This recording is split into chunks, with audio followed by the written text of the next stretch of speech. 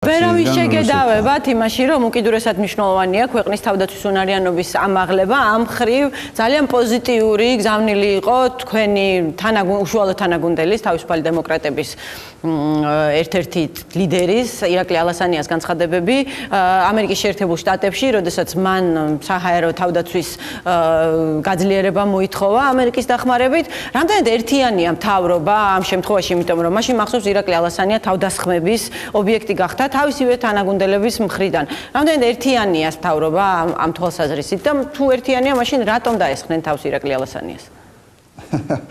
ძალიან ზაფსიუჟეტიან სცენარს ხატავს ქალბატონო თამარ. თავდასხმები ძალიან მძაფრად ნათქვამია. პოლიტიკაში თავდასხმა ეხა არ ნიშნავს იმით. კი, გასაგებია რა თქმა უნდა, კვერცხებით თავდასხმას.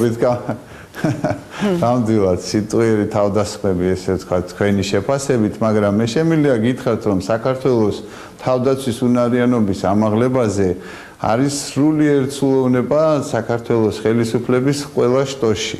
ნამდვილად ამ მიმართულებით მიმდინარეობს ძალიან სერიოზული, ძალიან ინტენსიური მუშაობა საქართველოს ხელისუფლება, აღმასრულებელი ხელისუფლება, საკანონმდებლო ხელისუფლება ყველა ერთსულოვნად მხარს უჭერს, რომ რაც შეიძლება სწრაფად განხორციელდეს ნატოს შესაბამისი ინფრასტრუქტურის განვითარება საქართველოში და ამ მიმართულებით ეხლაც ამ წუთას, როდესაც ჩვენ საუბრობთ, მიმდინარეობს კონკრეტულად კონსულტაციები და გაგრძელდება უახლოეს პერიოდში, რათა ძალიან მალე ჩვენ ვიხილოთ რეალურად იმ გადაწყვეტილების რეალიზება, რომელიც მოხდა ნატოს უელსის სამიტზე. შესაბამისად, ეს ვერ იქნება ცალკე აღებული თავისუფალი დემოკრატების, ან ჩემი თანაგუნდელის, ჩემი მეგობრის და საქართველოს თავდაცვის მინისტრის ბატონი ირაკლი ალასანიას ამ შემთხვევაში ექსკლუზივი, ის ძალიან კარგად აკეთებს თავის საქმეს.